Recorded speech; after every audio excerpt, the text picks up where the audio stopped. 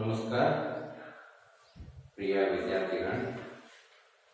आज मेरा बचपन पाठ के बारे में जानकारी प्राप्त करेंगे। डॉक्टर एपीजे अब्दुल कलाम जी लिखा हुआ अपनी आत्मकथा के बारे में लिखा हुआ मेरा बचपन, उसका बाल्यकाल के बारे में, बाल्यकाल में होने वाला घटन के बारे में, बाल्यकाल में प्राप्त करने वाला शिक्षण के बारे में और माता पिता उनके बारे में और भाई उनके बारे में और उसके साथ रिश्तों के बारे में एपीजे अब्दुल कलाम ने अपना बाल्यकाल में होने वाला घटन के बारे में बोलना चाहता हूँ।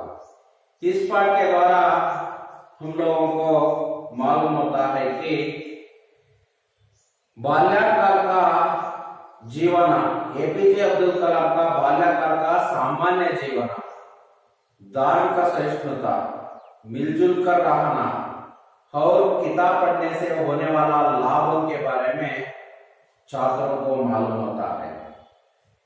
यह इस पाठ का उद्देश्य है।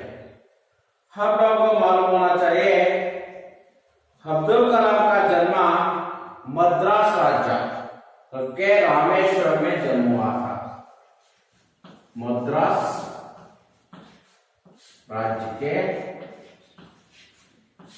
रामेश्वरम में जन्म हुआ था। ಹಕ್ಕ ತಮಿಳುನಾಡು ಹಾಗಾದ್ರೆ ಈಗಿನ ತಮಿಳುನಾಡು ಆಗಿನ ಮದ್ರಾಸ್ ರಾಜ್ಯದ ರಾಮೇಶ್ವರಂನಲ್ಲಿ ಇವರ ಜನ್ಮವಾಯಿತು। एक ಮಧ್ಯवर्गीय परिवार में जन्म हुआ था, ಒಂದು मध्यवर्गीय परिवारದಲ್ಲಿ जन्मवाಯಿತು।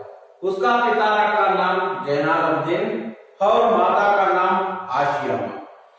जैनालुद्दीन एक अनौपचारिक शिक्षा को प्राप्त नहीं किया था और उसके साथ वे धनी व्यक्ति भी नहीं था, लेकिन इसके बावजूद वे बुद्धिमान और उदारता की सच्ची भावना एपीजे अब्दुल कलाम में था। आशियामा एक आदर्श जीवन संगाती या आदर्श दंपत्ति है और इन दोनों को देखकर उसका समाज में एक आदर्श दंपति के रूप में देखा जाता था। जैनालुद्दीन और आशियामा को देखकर उसका समाज में एक आदर्श दंपति के रूप में देखा जाता था। यह उसका बाल्यकाल के बारे में मालूम होता है।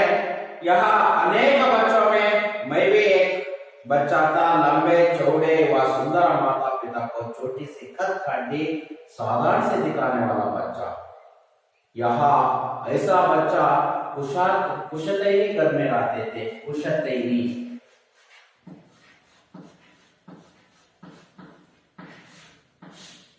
पुराने घर, कुशतैनी का मतलब पुराने घर। प्राचीन ಮನೆಯಲ್ಲಿ ವಾಸವಾಗಿದ್ದಂತರು एपीजे अब्दुल कलाम उसका परिवार। या लेकिन उसका कुशतैनी घर वो रामेश्वरम के मस्जिद वाली गली में था। चूने पत्थर से व ईंट से बना हुआ एक पक्का और बड़ा मकान था। उसका पिताजी आडंबरहीन व्यक्ति और उसके साथ ऐशो आरामी चीजों से और अनावश्यक चीजों से दूर आते थे। केवल आवश्यक चीज समुचित मात्रा में उपलब्ध थे और उसने कहते हैं उसका बाल्यकाल बहुत निश्चितता और सादगी में बीता है। भौतिक और भावनात्मक दोनों की दृष्टि से ही ऐसे था। और उसके बाद उसका माँ आशियामा जी के साथ रसोई घर में नीचे बैठकर खाना खाया करते थे। उस समय मेरे सामने केले के पत्ता बिछाते थे और उस पर चावल का सुगंधित स्वादिष्ट और सांभर डालती थी और उस पर घर में ही बना हुआ अचारा और नारियल की चटनी भी डालती थी। उसके बाद आप लोगों को मालूम होना चाहिए प्रतिष्ठित शिव मंदिर होने के कारण से रामेश्वरम में प्रसिद्ध तीर्थ स्थल है और उसका घर से केवल 10 मिनट का पैदल रास्ता है। उसका इलाके में ही मुसलमान का बहुल होता। लेकिन कुछ हिंदू परिवार भी था। मुसलमान पड़ोसियों के साथ मिलजुल कर रहते थे और उसका गली में या वो इलाके में ही एक पुरानी मस्जिद भी था। उसका अब्दुल कलाम और उसका पिता दोनों भी साथ में जाकर नमाज को जाते थे, नमाज पढ़ते थे। रामेश्वरम मंदिर का सबसे बड़े पुजारी पक्षी लक्ष्मण शास्त्री मेरा पिताजी का एक अभिन्न मित्र था। वह उसका पिताजी का एक अभिन्न मित्र हमेशा आध्यात्म का विचारों के बारे में चर्चा करते थे और उसने एक प्रश्न पूछने के लिए लायक होने के समय में अब्दुल कलाम ने एक प्रश्न पूछा है, नमाज से क्या लाभ है, नमाज क्यों पढ़ना चाहिए। उस समय जैनालुद्दीन ने जवाब देते हैं कि जब तुम नमाज पढ़ते हो तो अपना शरीर इतना ब्रह्मांड का एक हिस्सा बन जाता है जिसमें दौलत, आयु, जाति, धर्म, पंथ का कोई भेदभाव नहीं होता था। ये अब्दुल कलाम का पिताजी का दिनचर्या पौ पटाना का मतलब प्रभात होना, प्रभात को पढ़ाना ಅಂದ್ರೆ उसका अर्थ प्रभात होना।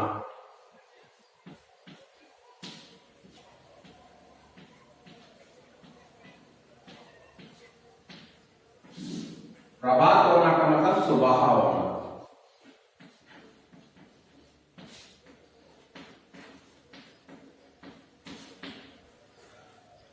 पो पढ़ाना के साथ ही शुरू होता था, नमाज पढ़ने के साथ शुरू होता था। नमाज के बाद ही हमारे नारियल का बागा जाया करते थे। बाग घर से करीब 4 मील दूर था। करीब दर्जन भर नारियल कंधे पर ही लिए पिताजी घर पर लौटते थे। उसके बाद ही नाश्ता होता था। ऐसे था। उसके बाद या प्रौद्योगिकी के और विज्ञान के विचारों के बारे में पिताजी का बातों का अनुसरण करते थे और बुनियादी सत्यों को समझाने का भरसक प्रयत्न करते थे। लेकिन कोई एक देवी शक्ति का जरूर है, हमें भ्रम, दुख का विशाल असफलता से छुटकारा दिलाती है तथा सही रास्ता दिखाती है। यहाँ तक हो गया था। आगे के बाद आज है, उसके पहले एक बार आदर्श वाचन। जब पिताजी ने लकड़ी की नौकाएं बनाने का काम शुरू किया, उस समय मैं 4 साल का था। ये नौकाएं तीर्थयात्रियों को रामेश्वरम से धनुषकोडी तक लेने के काम आती थी। एक स्थानीय ठेकेदार अहमद जलालुद्दीन के साथ पिताजी समुद्र तट के पास नौकाएं बनाने लगे। बाद में अहमद जलालुद्दीन की मेरी बड़ी बहन जोहरा के साथ शादी हो गई। नौकाओं को आकर लेते हुए मैं गौर से देखता था। पिताजी का कारोबार काफी अच्छा चल रहा था। एक दिन 100 मील प्रति घंटे की रफ्तार से हवा चली और समुद्र में तूफान आ गया। तूफान में सेतु टकराए कि कुछ लोग और हमारी नावें बहा गई। उसी में पमाबन पुले भी टूट गया और यात्रियों से भरी ट्रेन दुर्घटनाग्रस्त हो गई। तब तक मैंने सिर्फ समुद्र की खूबसूरती को ही देखा था। उसकी अपार एवं अनियंत्रित ऊंचा ने मुझे हतप्रभ कर दिया। उम्र में काफी फर्क होने के बावजूद अहमद जलालुद्दीन मेरे अंतरंगा मित्र बन गए। वह मुझसे करीब 15 साल बड़े थे और मुझे आजाद कहाकर पुकार करते थे। हम दोनों रोजाना शाम को दूर तक साथ घूमने जाया करते। हम मस्जिद वाली गली से निकलते और समुद्र के रेतीली तट पर चल पड़ते। मैं और जलालुद्दीन प्रायशः आध्यात्मिक विषयों पर बातें करते। प्रसंगवश मुझे यहाँ भी उल्लेख करना देना चाहिए कि पूरे इलाके में सिर्फ जलालुद्दीन ही थे जो अंग्रेजी में लिख सकते थे। मेरे परिचितों में जलालुद्दीन के बराबर शिक्षा का स्तर किसी का भी नहीं था और ना ही किसी को उसके बराबर बाहरी दुनिया के बारे में पता था। जलालुद्दीन मुझे हमेशा शिक्षित व्यक्तियों, वैज्ञानिक का वो जो समकालीन साहित्य और चिकित्सा विज्ञान की उपलब्धियों के बारे में बताते रहते थे। वही थे जिन्होंने मुझे सीमित दायरे से बाहर निकलकर कहीं दुनिया का बोध कराया। मेरे बाल्यकाल में पुस्तक है एक दुर्लभ वस्तु की तरह हुआ करती थी। हमारे यहाँ स्थानीय स्तर पर एक पूर्व क्रांतिकारी या कहिए उग्र राष्ट्रवादी एसटीआर मोनिकम का निजी पुस्तकालय था।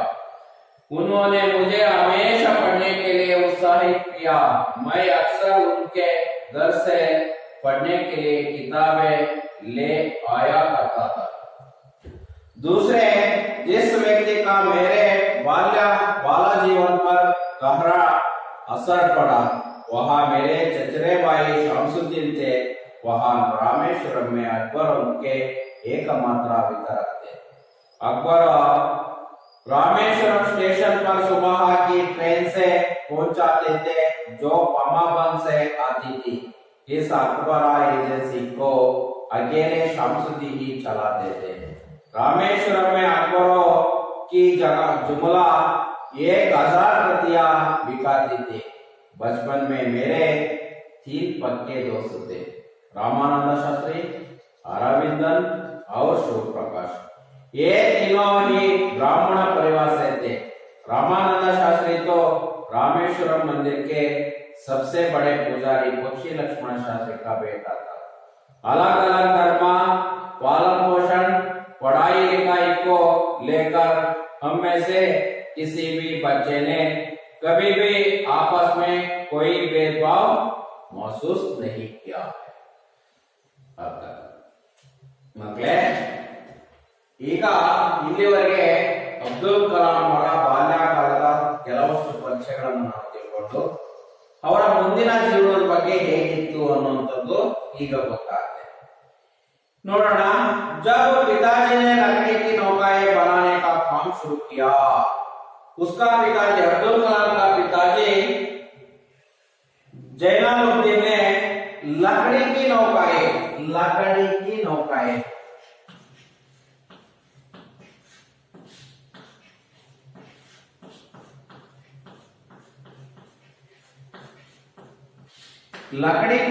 ಅಂದ್ರೆ ಲಕಡಿ ಅಂದ್ರೆ ಗಡ್ಡೆ, ನೌಕಾಯ ಅಂದ್ರೆ ದೋಣಿ। ಹಾಗಂದ್ರೆ ದೋಣಿಯನ್ನ ನಡೆಸುವಂತಹ, ಗಡ್ಡೆಯಿಂದ ದೋಣಿಯನ್ನ ನಡೆಸುವಂತಹ ಉದ್ಯೋಗವನ್ನ ಪ್ರಾರಂಭ ಮಾಡಿ। ಮಕ್ಕಳೇ, ನೀವೆಲ್ಲ ನೋಡಿರ್ಬೋದು, ನಾವು ಸಮುದ್ರದಲ್ಲಿ ಅಥವಾ ನದಿಯಲ್ಲಿ ದಾಟುವಂತಹ ಸಂದರ್ಭದಲ್ಲಿ ಇವುಗಳನ್ನು ಉಪಯೋಗಿಸ್ಕೊಂಡ್ಬಿಟ್ಟು ದೋಣಿಯ ಮೂಲಕ ಒಂದು ಜಾಗದಿಂದ ಇನ್ನೊಂದು ಕಡೆಗೆ ಹೋಗ್ತೀವಿ। अंतः लकड़ी की नौकाएं का काम शुरू किया। यहाँ मुख्यांश है लकड़ी की नौकाएं। जैनालुद्दीन ने कौन सा काम शुरू किया है, ऐसा प्रश्न आ सकता है। आ रीति प्रश्न बरबहुदु। उसके लिए जवाब यहाँ है लकड़ी की नौकाएं का काम जैनालुद्दीन ने शुरू किया। उस समय मैं 4 साल का था। ಆಗ ನನಗೆ ಕೇವಲ 4 साल, 6 ಅಂದ್ರೆ ಅಥವಾ 6 ವರ್ಷಗಳ ಕಾಲವಾಯಿತು। मैं 6 साल का बच्चा था। ನಾನು ಆಗ ಕೇವಲ 6 ವರ್ಷದ ಮಗುವಾಗಿದ್ದೆ। ये नौकाएं तीर्थयात्रियों को रामेश्वरम से धनुषकोडी तक लाने के लिए जा काम आती थी। यह नौकाएं, लकड़ी का नौकाएं रामेश्वरम से धनुषकोडी, रामेश्वरम से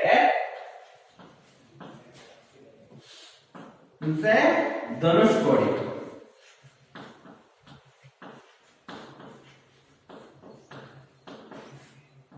ರಾಮೇಶ್ವರಮಿಂದ ಧನುಷಕೋಡಿಗೆ ಹೋಗ್ತಾ ಇದ್ದು, ಧನುಷಕೋಡಿಂದ ಮತ್ತೆ ರಾಮೇಶ್ವರಂಗೆ ಬರ್ತಾ ಇತ್ತು। ಹೀಗೆ लकड़ी का नौकाएं का काम शुरू किया है जैनालुद्दीन ने। जैनालुद्दीन ಅವರು ರಾಮೇಶ್ವರಮಿನಿಂದ ಧನುಷಕೋಡಿಗೆ ತೀರ್ಥಯಾತ್ರೆಗಳನ್ನು ಕರ್ಕೊಂಡು ಹೋಗ್ತಾ ಇದ್ರು, ಮತ್ತೆ ಧನುಷಕೋಡಿಯಿಂದ ರಾಮೇಶ್ವರಂಗೆ ತೀರ್ಥಯಾತ್ರೆಗಳನ್ನು ಕರ್ಕೊಂಡು ಬಂದು ಬಿಡ್ತಾ ಇದ್ರು। ಈ ಕಾಮು, ಇಂತಹ ಕೆಲಸ ನಡೀತಾ ಇತ್ತು। काम चलती आती। एक स्थानीय ठेकेदार ಅಲ್ಲಿದ್ದಂತಹ ಒಬ್ಬ ಆ ಜಾಗದಲ್ಲಿದ್ದಂತಹ ಟೇಕೆದಾರ್ ಅಂದ್ರೆ ಗುತ್ತಿಗೆದಾರ ಅಂದ್ರೆ ಕಾಂಟ್ರಾಕ್ಟರ್. ಅವನ ಹೆಸರು ಏನಂದ್ರೆ ಅಹಮದ್ ಜಲಾಲುದ್ದೀನ್. ಅವನ ಹೆಸರು ಅಹಮದ್ ಜಲಾಲುದ್ದೀನ್.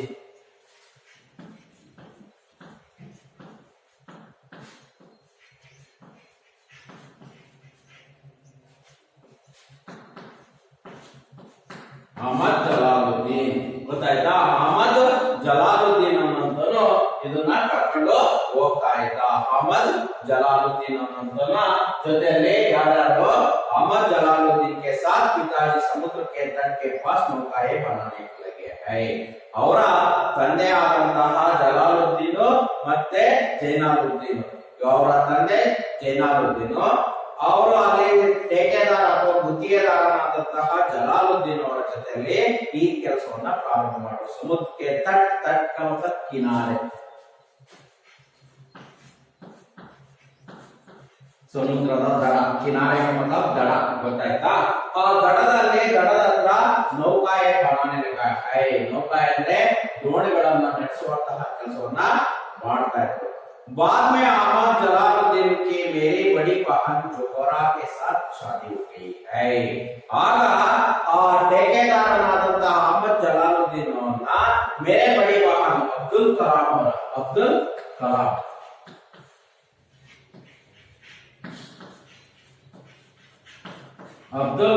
ಅವರ ಬಡಿ ಬಹನ್ ಅವರ ಅಕ್ಕ. ಬಡಿ ಬಹನ್ ಅಂದ್ರೆ ಅಕ್ಕ, ಅವರ ಅಕ್ಕ ಬಡಿ ಬಹನ್ ಆದಂತಹ ಜೋಹರಾ ಕೆ ಸಾಥ್ ಶಾದಿ ಹೋ ಗಯಿ ಹೈ. ಹಾಗಂದ್ರೆ ಅಹಮದ್ ಜಲಾಲುದ್ದೀನ್ ಮತ್ತೆ ಜೋಹರಾನ ಏನ್ ಮಾಡ್ರು? ಮದುವೆಯನ್ನ ಮಾಡ್ರು. ಅವರಿಬ್ರು ಮದುವೆಯನ್ನ ಮಾಡ್ರು. ಹಾಗಾಗಿ ಜೋಹರಾ ಕೆ ಸಾಥ್ ಶಾದಿ ಹೋ ಗಯಿ. नौकाओं को आकर लेते हुए मैं गौर से देखा था. उस समय नौकाओं को ಆ ದೋಣಿಗಳನ್ನು ತೆಗೆದುಕೊಂಡು ಹೋಗ್ಬೇಕಾದ್ರೆ ಮೈ ಬಹುತ್ ಧ್ಯಾನ್ ಸೆ देखा. ಗೌರ್ ಅಂದ್ರೆ ಏನಂತ? ಧ್ಯಾನ್ ಸೆ देखा था. ಬಹಳ ಇಂಟ್ರೆಸ್ಟ್ ಇಟ್ಟು ಗಮನ ಇಟ್ಟು ನೋಡ್ತಾ ಇದ್ರು ಆ ದೋಣಿಗಳನ್ನ. पिताजी का कारोबार काफी अच्छा चल रहा था. पिताजी जैनालुद्दीन का काम, कारोबार का मतलब काम, काफी अच्छी चल रहा था. काफी का मतलब बहुत, ಬಹಳ ಚೆನ್ನಾಗಿ ನಡೀತಾ ಇತ್ತು ಈ ಕೆಲಸ. ಅಂತ ಸಂದರ್ಭದಲ್ಲಿ एक दिन 100 मील प्रति घंटे की रफ्तार से हवा चली है. एक दिन ಒಂದು ದಿನ ಏನಾಯ್ತು ಅಂದ್ರೆ 100 मील, एक दिन 100 मील 100 ಮೈಲಿಯಷ್ಟು ವೇಗದಲ್ಲಿ ಏನ್ ಬಂತು? ರಫ್ತಾರ್ ತೂಫಾನ್ मतलब ಚಂಡಮಾರುತ. ಜೋರಾದ ಗಾಳಿ ಬೀಸಿ ಒಂದು ದಿವಸ ಎಷ್ಟು ಸ್ಪೀಡ್ ಅಲ್ಲಿ? 100 ಮೈಲಿ ಸ್ಪೀಡ್ ಅಲ್ಲಿ ಏನಾಯ್ತು? ಚಂಡಮಾರುತ, ತೂಫಾನ್ ಅಥವಾ ರಫ್ತಾರ್ ಅಥವಾ ಚಂಡಮಾರುತ ಅನ್ನುವಂಥದ್ದು ವೇಗವಾಗಿ ಬೀಸ್ತು. ರಫ್ತಾರ್ ಸೆ ಹವಾ ಚಲಿ ಸಮುದ್ರ ಮೇ ತೂಫಾನ್ ಆಗಯ. ಸಮುದ್ರದಲ್ಲಿ ಏನಾಯ್ತು? ತೂಫಾನ್ ಚಂಡಮಾರುತ ಅಂತ ಬಂತು. ಆಗ ಚಂಡಮಾರುತ ಬಂದಾಗ ಏನಾಗುತ್ತೆ? ಅಲೆಗಳ ವೇಗ ಸಹ ಏರಿಳಿತ, ಚढ़ाव उतार, लहरों के चढ़ाव उतार भी ज्यादा होते हैं. ಆಗ ಅಲೆಗಳ ಏರಿಳಿತನು ಸಹ ಜಾಸ್ತಿ ಆಗುತ್ತೆ. ಆಗ ಏನಾಗುತ್ತೆ? ಅನಾಹುತಗಳು ಸಂಭವಿಸುತ್ತವೆ. ಆಗ तूफान में सिद्ध प्रकार के कुछ लोग और हमारे नावे बहा गई है. ಆಗ ಏನಾಯ್ತು ಅಂದ್ರೆ ಅಲ್ಲಿದ್ದಂತಹ ದೋಣಿಗಳು ಎಲ್ಲ ಏನಾಯ್ತು? ಕೊಚ್ಚಿ ಹೋಯ್ತು. ಆಗ उसी में पामाबन पुल भी टूट गया है. ಅಲ್ಲಿದ್ದಂತಹ ಪಾಮಾಬನ್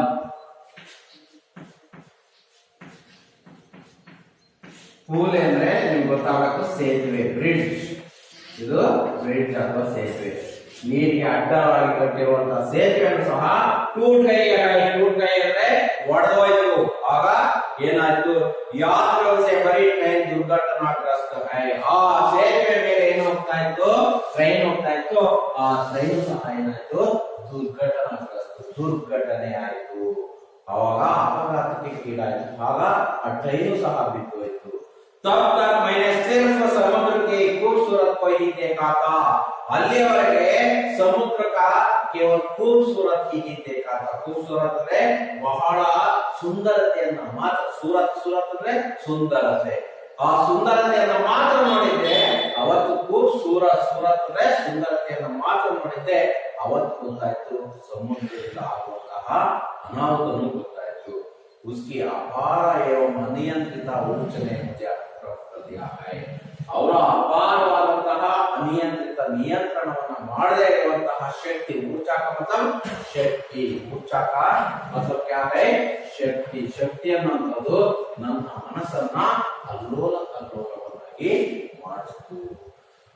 ಆಗ उम्र में काफी फर्क होने के बावजूद मोहम्मद जलालुद्दीन मेरे अंतर का मित्र बन गए हैं.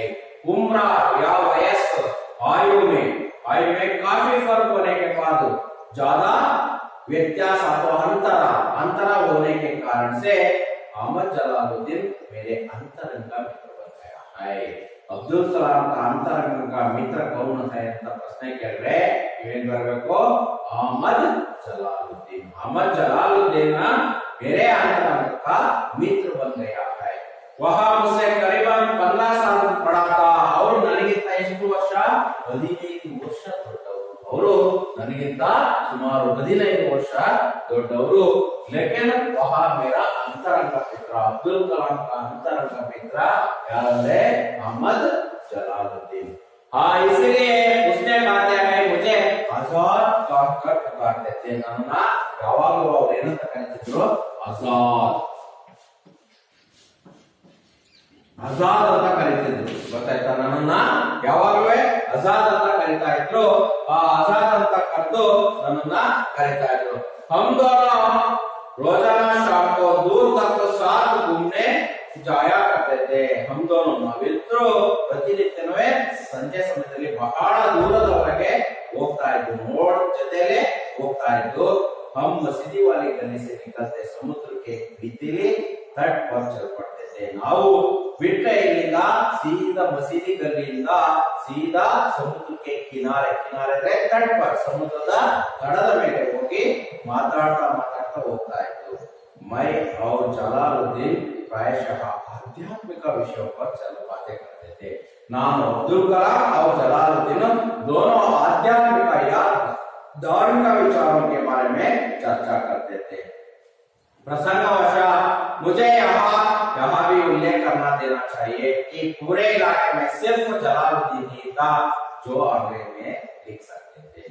केवल जलालुद्दीन मात्र अंग्रेजी भाषा मालूम होता था और मात्र ज्यादा से ज्यादा अंग्रेजी भाषा मालूम होता था. लेकिन कोई किसी को भी अंग्रेजी भाषा के बारे में जानकारी नहीं था. किसी को भी नहीं था. ನನ್ನ ಗೊತ್ತಿರೋಂಗೆ ನನ್ನ ಪರಿಚಯದಲ್ಲಿ ಯಾರೂ ಸಹ ಜಲಾಲುದ್ದೀನ್ಗೆ ಸರಿಸಮಾನವಾದಂತಹ ಶಿಕ್ಷಣವನ್ನ ಯಾರೂ ಪಡೆದಿರಲಿಲ್ಲ. ना ही किसी को उनके बराबर बाहरी दुनिया के बारे में भी पता नहीं था. ಯಾರೂ ಸಹ बाहरी दुनिया के बारे में ಹೊರಗಿನ ಜಗತ್ತಿನ ಬಗ್ಗೆ किसी को भी मालूम नहीं था. ಯಾರೂ ಸಹ ಗೊತ್ತಿರಲಿಲ್ಲ. जलालुद्दीन मुझे हमेशा शिक्षित व्यक्तियों, वैज्ञानिकों को जो समकालीन साहित्य और चिकित्सा विज्ञान की उपलब्धियों के बारे में बताने रहते थे. और यावागलू जलालुद्दीन यावागलू समकालीन व्यक्तिया चिकित्सा व्यक्तियों के बारे में ही मालूम था और उसके बारे में उसको ज्ञान नहीं था. ऐसे ये चिकित्सा व्यक्तियों के और जलालुद्दीन को ऐसे चिकित्सा प्राप्त करने वाला व्यक्तियों के बारे में, वैज्ञानिक खोजों के बारे में, समकालीन साहित्य के व्यक्तियों के बारे में, शिक्षित व्यक्तियों के बारे में हमेशा बातें करते थे. वही वे जिन्होंने मुझे सीमित दायरे से बाहर निकलकर नई दुनिया को बोध कराया है. उसने जलालुद्दीन ने ಹೊರಗಿನ ಪ್ರಪಂಚವನ್ನು ನನಗೆ ತೋರಿಸಿಕೊಟ್ಟ ಬಂದರು. सीमित दायरे से सीमितವಾಗಿರುವಂತಹ ಕ್ಷೇತ್ರದಿಂದ दायरे क्षेत्र से बाहर निकलकर नया दुनिया का बोध कराया है. बोधನೆಯನ್ನ ಮಾಡಿದವರು. मेरे बाल्यकाल में पुस्तकें दुर्लभ वस्तु की तरह हुआ करती थी. मेरा बाल्यकाल में अब्दुल कलाम का बाल्यकाल में एक दुर्लभ वस्तु था पुस्तक. आप लोगों को मालूम होना चाहिए उसका ಬಾಲ್ಯಕಾಲ एक दुर्लभ वस्तु कौन ಅಂತ ಇದ್ರೆ ಯಾವುದಂದ್ರೆ ಅದು पुस्तक हमारे वहां स्थानीय स्तर पर एक पूर्व क्रांतिकारी या कहिए उग्र राष्ट्रवादी एसटीआर मौलिकम का निजी पुस्तकालय था। उस समय में उसका स्थानीय स्तर पर एक पूर्व क्रांतिकारी और राष्ट्रवादी ಅಂತ ಕರೀತಾರೆ ಅವರ ಹೆಸರೇನಂದ್ರೆ ಎಸ್ಟಿಆರ್ ಮಾನಿಕಂ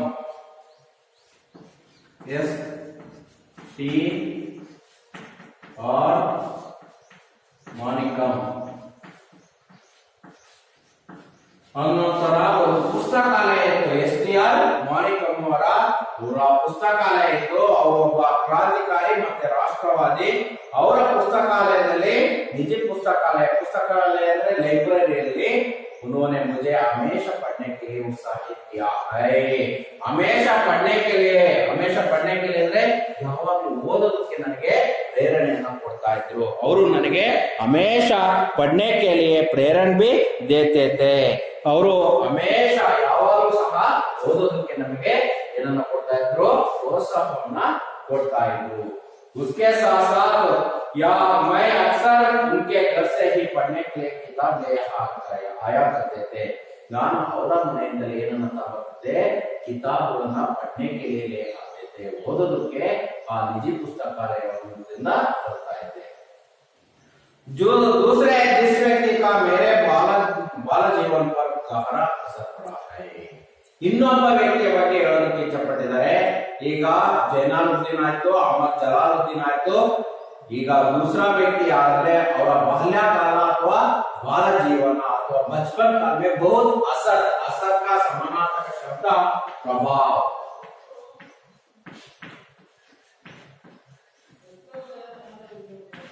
प्रभाव बिद्ದಂತಹ ಬಹಳವಾದಂತಹ ಪ್ರಭಾವ ಬಿದ್ದಂತ ವ್ಯಕ್ತಿ ಯಾರಂದ್ರೆ वह मेरे चचरे भाई शामसुद्दीन ಅವರ ಚಚರೆ ಬಾಯಿಯಾದಂತಹ ಶಾಮಸುದ್ದೀನ್ ವೆರಿ ಮುಖ್ಯವಾದಂತಹ ವ್ಯಕ್ತಿ ಇನ್ನೊಬ್ಬ ವ್ಯಕ್ತಿ ಯಾರಂದ್ರೆ ಜಲಾಲುದ್ದೀನ್ ಆದ್ಮೇಲೆ ಶಾಮಸುದ್ದೀನ್ ಅನ್ನುವಂತಹ ವ್ಯಕ್ತಿನೂ ಸಹ ಬಹಳ ಮುಖ್ಯವಾದಂತಹ ವ್ಯಕ್ತಿ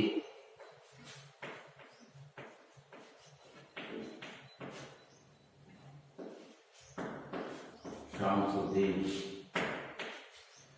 शामसुद्दीन सह बहಳ मुख्यवाದಂತಹ ವ್ಯಕ್ತಿ ಆಗಿದ್ರು वह रामेश्वरम में अखबारों के एकमात्र वितरक थे उसने ಶಾಮಸುದ್ದೀನ್ ರಾಮೇಶ್ವರನ ಅಕ್ಬರ್ ಅಂದ್ರೆ ಪತ್ರಿಕೆಗಳನ್ನ ವಿತರಣೆ ಮಾಡುವಂತಹ ಒಬ್ಬ ವಿತರಕ ಆಗಿದ್ದ ಎಲ್ಲಿ ರಾಮೇಶ್ವರಮಲ್ಲಿ ಇವನೊಬ್ಬನೇ ಏಕಾಂಗಿ ಇವನೊಬ್ಬನೇ ಇದ್ದಂತವನು अकबर और रामेश्वरम स्टेशन पर सुबह की ट्रेन से पहुंचाते थे ಈ ಪತ್ರಿಕೆಗಳು ರಾಮೇಶ್ವರಂನ ಸುಬಹ की ट्रेन पर सुबह ಬೆಳಗಿನ ಟ್ರೈನ್ ಗೆ ಬಂದು ತಲುಪ್ತಾ ಇದ್ದು ಸ್ಟೇಷನ್ ರೈಲ್ವೆ ಸ್ಟೇಷನ್ ಗೆ ಬಂದು ತಲುಪ್ತಾ ಇದ್ದು ಹಾಗಾದ್ರೆ ರೈಲು ಮೂಲಕ ರಾಮೇಶ್ವರಂಗೆ ಬಂದು ತಲುಪ್ತಾ ಇದ್ದು जो पामापत से आती थी ಅವೆಲ್ಲ ಎಲ್ಲಿಂದ ಬರ್ತಾ ಇತ್ತು ಅಂದ್ರೆ ರಾಮೇಶ್ವರಂನಿಂದ ಎಲ್ಲಿ ಬರ್ತಾ ಇತ್ತು ಪಾಮಾಪನಿಗೆ ಬರ್ತಾ ಇತ್ತು ರಾಮೇಶ್ವರಂನಿಂದ ಪಾಮಾಪನಿಗೆ ಬರ್ತಾ ಇತ್ತು ಪಾಮಾಪನಿಗೆ ಬರ್ತಾ ಇದ್ದಲ್ಲ इस अखबार एजेंसी को आगे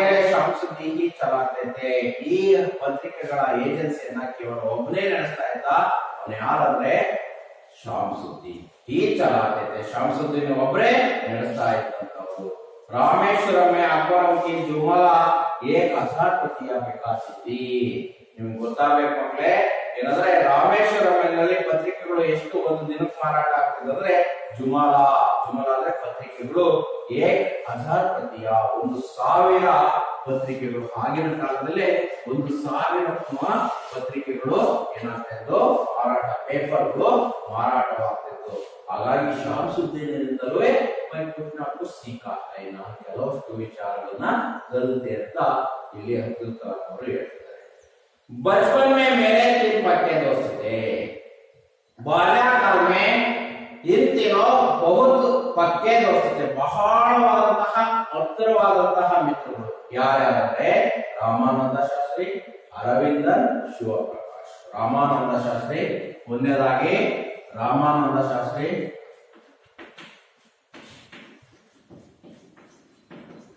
ಅರವಿಂದನ್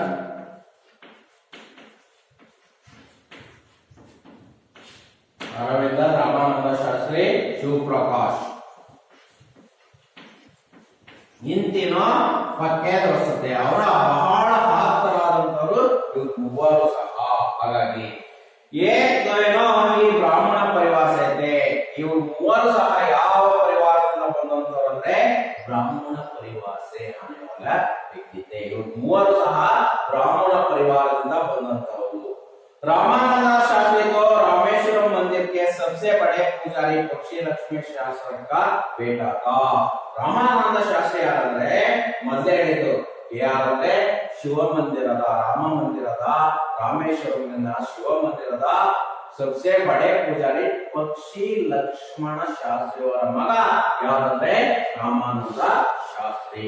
उसका बेटा पक्षी लक्ष्मण शास्त्री का बेटा का नाम रामानंद शास्त्री. वह रामानंद शास्त्री भी ब्राह्मण परिवार से था. लेकिन रामानंद शास्त्री, अरविंद, शिवप्रकाश इन तीनों अब्दुल कलाम के सबसे बड़े मित्र थे. इवेल्लರೂ पक्के बड़े मित्र थे.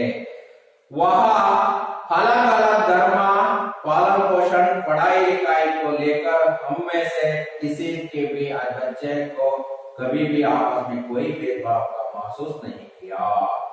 अलग अलग धर्म, ಬೇರೆ ಬೇರೆ ಧರ್ಮ, ಬೇರೆ ಬೇರೆ ಜಾತಿ ಆದರೂ ಸಹ ಪಾಲನ ಪೋಷಣ ಮತ್ತೆ पढ़ाई लिखाई में सभी में ही सभी एक ही है. कोई भेदभाव का महसूस नहीं किया है. भेदभाव नहीं था. ऊंचा नीचा जाति का भेदभाव नहीं था.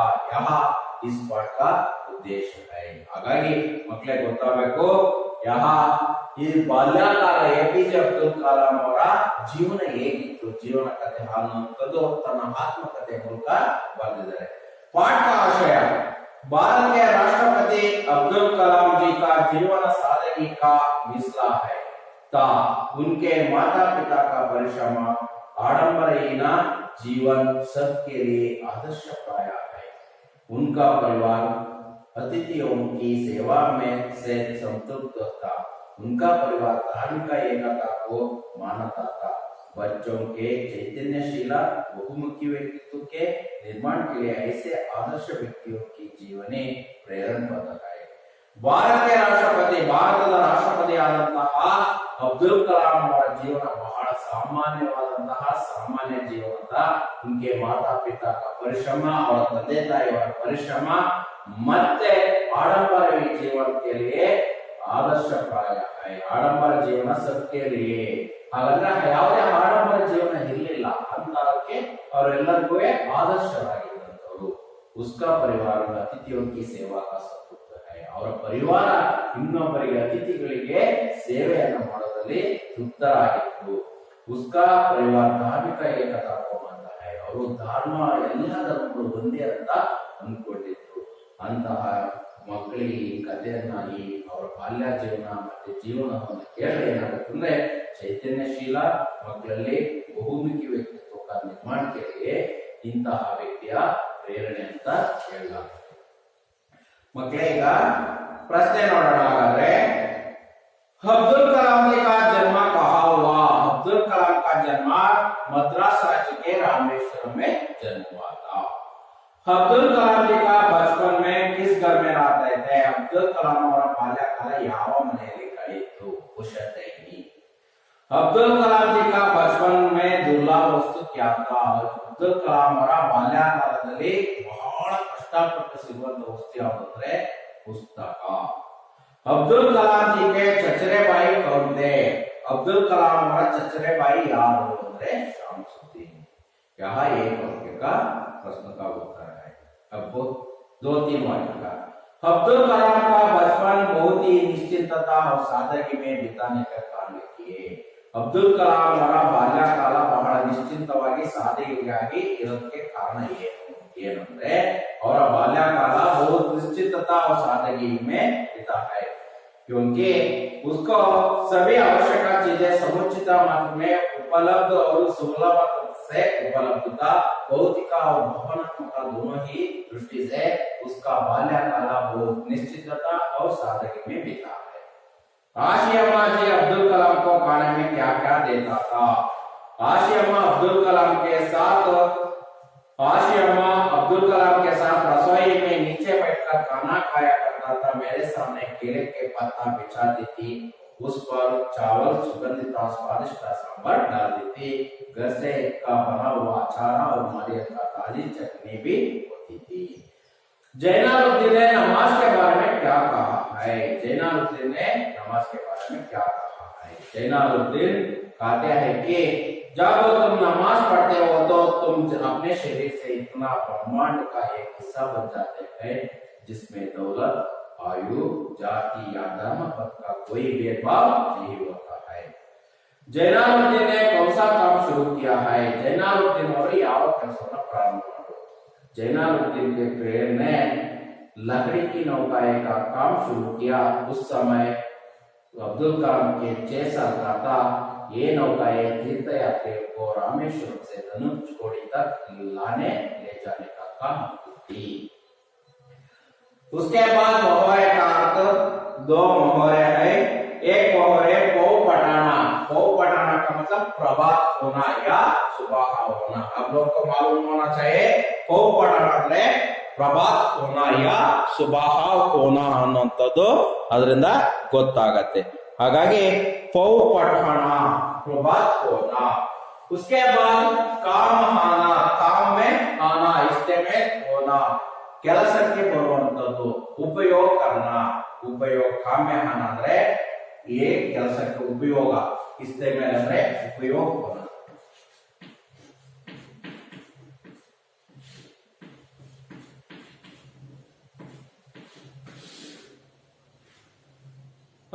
उसके बाद अन्य वचन रूप बच्चा। अन्य वचन ಅಂದ್ರೆ एक वचन से बहुवचन, एक वचन से बहुवचन के रूप में परिवर्तन करना। बच्चा एक वचन में है, यहाँ बच्चा, इसका बहुवचन रूप बच्चे, यहाँ ऐसे परिवर्तन करना चाहिए। और दूसरा उदाहरण है गली, गलिया, लीकार के रूप में परिवर्तन होते हैं। या के ऊपर चंद्र बिंदु होना चाहिए। तीसरा केला, केले, नौका, नौकाए, प्रतिया, प्रति, पुस्तकें, पुस्तक, यहाँ अन्य वचन के रूप में परिवर्तन करना चाहिए। आप सभी को एक वाक्य का, 2 वाक्य का और अन्य वचन का या आपको आप ही लिखना चाहिए। उसके साथ आप इस प्रश्नों के लिए उत्तर लिखने के साथ साथ आप सीखना चाहिए। ನೀವುಗಳು ಬರಿಬೇಕು ಮತ್ತೆ ಅದರ ಜೊತೆಲಿ ಕಲಿಬೇಕು, ಕಲ್ತ್ಕೊಂಡು ಬರಬೇಕು। और उसके बाद क्या है? विलोम शब्द है। विलोम शब्द का मतलब विरुद्धार्थक शब्द। बहुत कम, बहुत कम, ऐसे विलोम शब्द है। नेक्स्ट शाम, शाम का मतलब संजय, उसका विलोम शब्द सुबह। उसके बाद सफल, सफल, असफल, अच्छा, बुरा, बड़ा, छोटा, अपना, पराया, ऐसे विलोम शब्द है। उसके बाद जोड़कर लिखिए। मेरे पिता जैनालुद्दीन, मद्रास राज्य तमिलनाडु, शामसुद्दीन, शामसुद्दीन चचरेबाई, अहमद जलालुद्दीन अंतरंगा मित्र, पक्का दोस्त रामानंद शास्त्री। उसके बाद रिक्त स्थानों की पूर्ति कीजिए। हाशियम्मा उनकी आदर्श जीवन संगीनी थी। रामेश्वरम अल्ले जीवन संगीनी कार्यक्रम को बनना चाहिए। रामेश्वरम प्रसिद्ध तीर्थ स्थल। पूजारी पक्षी लक्ष्मण शास्त्री मेरे पिताजी के अभिन्न मित्र थे। अकबर एजेंसी को अकेले डैश ही चलाते थे, शामसुद्दीन ही चलाते थे। अहमद जलालुद्दीन के डैश के साथ शादी हो गया, जोहरा के साथ शादी हो गई। उसके बाद खालिस्ताना बने। अब्दुल कलाम का डैश में हुआ, रामेश्वरम में हुआ। रामेश्वरम में प्रतिष्ठित डैश मंदिर, शिव मंदिर। जैनालुद्दीन की दिनचर्या डैश के पहले शुरू होती थी, पटाने। अहमद जलालुद्दीन अब्दुल कलाम को कहाकर पुकार करते थे, आजाद कहकर पुकार करते थे। उसके बाद वाक्यों में प्रयोग करना चाहिए। आप ही अपना स्वतः खुद वाक्य में प्रयोग कीजिए। उसके बाद पर्यायवाची शब्द है। पर्यायवाची का मतलब समानार्थक शब्द है। घर मकान, बुनियाद नींव, शाम सन, शरीर देह, दोस्त मित्र, ऐसे समानार्थक शब्द भी लिखना चाहिए। उसके बाद अनुरूपता शब्द है। गांधी जी राष्ट्रपिता, अब्दुल कलाम राष्ट्रपति, जलालुद्दीन जीजा, शमसुद्दीन चचुरेबाई, ट्रेन भू यात्रा, नौका जल यात्रा, हिंदू मंदिरा, इस्लाम मसीदी। यहाँ इसका भाषाभ्यास है। पूरा भाषाभ्यास मैं बोल दिया है। ನಾನು ಈ ಭಾಷಾಭ್ಯಾಸದಲ್ಲಿ ಕೊಡುವಂತಹ ಎಲ್ಲಾ ಪ್ರಶ್ನೆಗಳಿಗೆ ಒಂದು ವಾಕ್ಯದ ಮತ್ತು 2-3 ವಾಕ್ಯದ ಮತ್ತು ಅನ್ಯವಚನ ಇರಬಹುದು, ವಿಲೋಮ ಶಬ್ದ ಇರಬಹುದು, ಜೋಡಿಸಿ ಬರೆಯಿರಿ ಅಥವಾ ಹೊಂದಿಸಿ ಬರೆಯಿರಿ, ಖಾಲಿ ಸ್ಥಾನ ಇರಬಹುದು, ಅದರ ಜೊತೆಯಲ್ಲಿ ಏನು ಪರ್ಯಾಯವಾಚಿ ಶಬ್ದ ಹಾಗಾದ್ರೆ ಸಮಾನಾರ್ಥಕ ಶಬ್ದಗಳು, ಅದರ ಜೊತೆಯಲ್ಲಿ ಅನುರೂಪತೆ, ಇವೆಲ್ಲವನ್ನೂ ಸಹ ನಾನು ಹೇಳಿದ್ದೀನಿ. ಇವನ್ನ ನೀವು ಏನ್ ಮಾಡಬೇಕು, ನಿಮ್ಮ ನೋಟ್ಸ್ ಅಲ್ಲಿ ಬರ್ಕೊಳ್ಳಿ. ನೋಟ್ಸ್ ಅಲ್ಲಿ ಬರ್ಕೊಂಡ ಆದ್ಮೇಲೆ ನೀವು ಕಲೀರಿ. ಕಲಿತಾದ್ಮೇಲೆ ನೀವು ಹೇಳೋದಕ್ಕೂ ಬರಬೇಕು, ವಿತ್ ಬರೆಯೋದಕ್ಕೂ ಬರಬೇಕು. ಲಿಖನಾ ಭಿ ಆನಾ ಚಾಹಿಯೆ और बोलना भी आना चाहिए, ಎರಡು ಸಹ ಬರಬೇಕು. ಆ ರೀತಿಯಲ್ಲಿ ನೀವು ಪ್ರಾಕ್ಟೀಸ್ ಮಾಡಿ. ಸ್ಪೆಲ್ಲಿಂಗ್ ಮಿಸ್ಟೇಕ್ ಆಗಬಾರ್ದಂದ್ರೆ ಏನ್ ಮಾಡಬೇಕು, ನೀವು ಪ್ರಾಕ್ಟೀಸ್ ಅನ್ನ ಮಾಡಬೇಕು. ಯಾವ ರೀತಿ, ಎನಿ ಡಿಫಿಕಲ್ಟ್ ವರ್ಡ್ ಅಥವಾ ಯಾವುದೇ ಕಠಿಣ ಶಬ್ದ ಬಂದ್ರೆ ಆ ವರ್ಡ್ ಅನ್ನ ನೀವು ಪ್ರಾಕ್ಟೀಸ್ ಮಾಡಬೇಕು. ಉದಾಹರಣೆಗೆ ಶಾಮ್ಸುದ್ದೀನ್, अहमद जलालुद्दीन, ऐसा शब्दों को प्रैक्टिस करने से भी और बार बार प्रैक्टिस करने से क्या होता है, आसान हो जाते हैं, बड़ा सुलभ आगते, मुश्किल भी आसान हो जाते हैं, ಕಷ್ಟ ಇದ್ದಿದ್ದು ಏನಾಗುತ್ತೆ ಸುಲಭವಾಗುತ್ತೆ. ಆ ರೀತಿಯಾಗಿ ನೀವು ಪ್ರಾಕ್ಟೀಸ್ ಅನ್ನ ಮಾಡಿ ಬರೆಯೋದಕ್ಕೂ ಕಲಿಬೇಕು. ಏಕೆಂದ್ರೆ ದೀರ್ಘ ಪ್ರಶ್ನೆಗಳಿಗೆ ಬಹಳ ಮಹತ್ವ ಇರೋದ್ರಿಂದ 3 ಅಂಕದ್ದು, 2 ಅಂಕದ್ದು, 4 ಅಂಕದ್ದು ಪ್ರಶ್ನೆ ಇರೋದ್ರಿಂದ ಈ ರೀತಿ ಬರೆಯೋದಕ್ಕೆ ಸುಲಭವಾಗಿ ನಿಮಗೆ ಬರಬೇಕು. ಈ ರೀತಿಯಾಗಿ 2 ಅಂಕದವು, 3 ಅಂಕದವು, 4 ಅಂಕದ ಪ್ರಶ್ನೆಗಳಿಗೆ ನೀವು ಬರೆಯೋದನ್ನು ಸಹ ಪ್ರಾಕ್ಟೀಸ್ ಅನ್ನ ಮಾಡಬೇಕು. ಆ ರೀತಿ ಮಾಡೋದ್ರಿಂದ ಏನಾಗತ್ತೆ, ನಿಮ್ಮಲ್ಲಿ ಏನು ಲಿಖನೆ ಕಾ ಕೌಶಲ್ भी ज्यादा होते हैं, ನಿಮಗೆ ಬರೆಯುವಂತಹ ಕೌಶಲ್ಯವು ಸಹ ಜಾಸ್ತಿ ಆಗ್ತಾ ಹೋಗುತ್ತೆ. ಆ ರೀತಿ ನೀವು ಪ್ರಾಕ್ಟೀಸ್ ಮಾಡಬೇಕು. कोई संदेह होता तो आप पूछ सकता है. ಈ ಪಾಠದಲ್ಲಿ ಮೇರಾ ಬಚಪನ್ ಅಬ್ದುಲ್ ಕಲಾಂ ಅವರ ಆತ್ಮಕಥೆಯಲ್ಲಿ ನಿಮಗೆ ಯಾವುದೇ ಸಂದೇಹಗಳು ಬಂದರೂ ಸಹ ಕೇಳಬಹುದು. ಇದು ಅಬ್ದುಲ್ ಕಲಾಂ ಅವರ ಜೀವನ ಪರಿಚಯ ಆಗಿರೋದ್ರಿಂದ ಅವರ ಬಗ್ಗೆ ನೀವು ಚೆನ್ನಾಗಿ ತಿಳ್ಕೊಬೇಕು. ಉಸ್ಕಾ ಪ್ರೇರಣಾ ಒಬ್ಬ ಸಾಮಾನ್ಯ ವ್ಯಕ್ತಿ ರಾಷ್ಟ್ರಪತಿ ಆದ್ರೆ ನೀವು ತಿಳ್ಕೊಬಹುದು, ಒಬ್ಬ ಸಾಮಾನ್ಯ ವ್ಯಕ್ತಿನೂ ಸಹ ಏನನ್ನಾದ್ರೂ ಗುರಿ ಮುಟ್ಟಬಹುದು ಅನ್ನೋದು ಈ ಪಾಠ ಮೂಲಕ ನಮ್ಗೆ ಗೊತ್ತಾಗುತ್ತೆ. ಅವರ ಪ್ರೇರಣೆಯನ್ನು ಪಡ್ಕೊಂಡು ನೀವು ಸಹ ಇದರಿಂದ ಏನಾದರೂ ಒಂದು ಸಾಧನೆಯನ್ನು ಮಾಡುವಂತಹ ಗುರಿಯನ್ನು ನೀವು ಇಟ್ಕೋಬೇಕು ಅಂತ ಹೇಳ್ತಾ ನಾನು ಈ ಪಾಠವನ್ನು ಮುಗಿಸ್ತಿದ್ದೇನೆ. ಧನ್ಯವಾದ.